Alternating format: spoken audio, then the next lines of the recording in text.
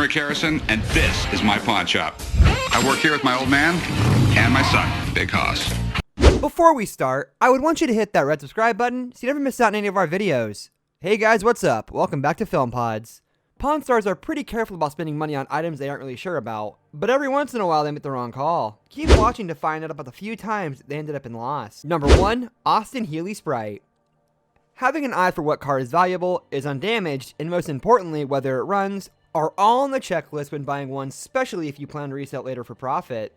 Rick seemed to forget the most important part while buying the vintage AUSTIN-HEALEY SPRITE, where he was easily convinced that the apparently minor fault in the car was no big deal. He made a deal for $5,000 only to find out later that the car needed major repairs, for which he paid $6,000, even more than what he bought it for. Number 2. Comic books. I have my uncle's comic book collection. Even though he's a pretty smart businessman in real life, Chumley still has a reputation as a lovable fool on Pawn Stars. During an episode of season 15, he took a pretty unlucky guess on the 7 boxes of old comic books. He paid $500 for those, but after referring an expert, they found out that these have a resale value for only $200. Number 3. 1975 Lotus EUROPA. This is what I wanted to show you. It's a 1974 Lotus EUROPA. Another wrong shot that the Pawn Stars took at a vintage vehicle was in the case of a 1974 Lotus EUROPA in Season 3. It was one of the best and popular sports cars of the 1970s. Rick considered it a very rare offer, and ended up buying it for $13,000. Although, after trying for a year, they sold it for $15,000. With the shipping costs included, they barely got profit from it. Oh, this thing is 15. Yeah, 13's what I can do. Okay, I'll accept that. Number 4. 1961 Fender Stratocaster. In one of the episodes, a studio musician called Vic Flick came to Rick to sell a 1961 Fender Stratocaster. Rick bought the guitar for $55,000 because of its great history, but even though Rick tried hard to sell the guitar in profit, he ended up selling it for just $20,000 and faced an enormous $35,000 loss.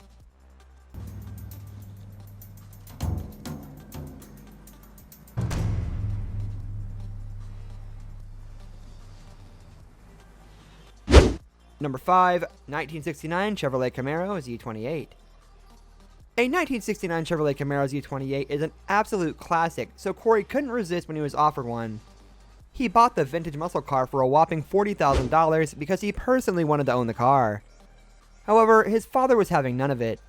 Rick complained about Corey's lavish spending and tried to sell it for $65,000 on various venues. Later though, they found out that even today, Haggerty values the car in just $36,000. This put them at a $40,000 loss.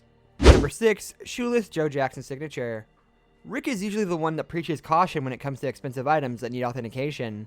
However, he was the one who made a huge mistake in Season 6 by buying a book with the signature of baseball legend Shoeless Joe Jackson for $13,000. Later, after getting authentication of the signature, he received the devastating news that the signature was forged and was actually Nicholas Lee, poorly done. It is to find his signature. No, not at all.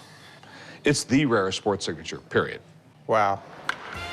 Number 7. 1969 Plymouth Roadrunner. Originally with a Hemi, it's super rare, so I'm interested. Rick and Corey were usually pretty level-headed when it comes to expensive deals. However, when it comes to vintage cars, they fail to learn from their past mistakes and can't help themselves from making a deal. At an auction, they purchased a 1969 Plymouth Roadrunner, which turned out to be a pretty bad purchase. After spending $7,800 on commission, the duo still couldn't find a buyer for the car that would result in profit. They also found out that the engine of the car wasn't original. They haven't sold the car yet. Dip and buy yourself a real NASCAR right off the showroom floor. You know, guys intended on racing them. Number 8. Baseball cards. In Season 5, a man came in looking to sell an old baseball card that had been handed down in his family. The rare 1909 Cy Young card was in bad condition, but since Rick's expert wasn't available at the time, he decided to take a gamble and struck a deal with the seller at $300. However, when the specialist for the sports memorabilia came to the pawn shop to check the card out later that day, he didn't have the best news for Rick.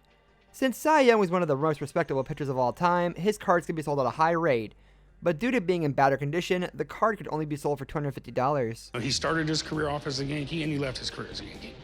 You know, funny little fact about him, his rookie year, and they brought him up to replace Joe DiMaggio, and the crowd booed. Number 9. Wells Fargo Strongbox. We all know Rick has a keen eye for historic items, where forged details rarely escape his notice. But in this episode, Rick ends up sinking $450 on something which he thought was an authentic looking 19th century Wells Fargo artifact. Rick was excited to buy the box, which he reckoned would garner the interest of collectors. His excitement could only be short-lived as the expert Mark termed his purchase as a fantasy piece, leaving him with no hope whatsoever of gaining profit since this was one of the most faked items out there. I know California did their hangings there. Right. But pretty notorious prison. Same with Yuma. Number 10, Gibson Mandolin.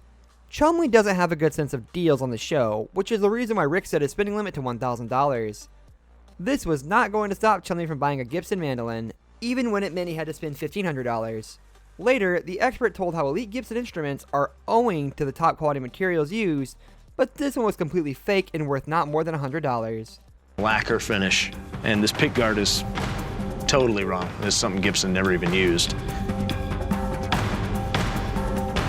Yeah. This is fake as hell, man. This brings us to the end of our video. I hope you enjoyed it. Hit like if you did, and don't forget to subscribe to our channel so you don't miss out on any of our videos in the future. Also, watch the 2 videos that are on your screen because I'm sure you'll love them. With that, I'll see you in the next video. Have a good one.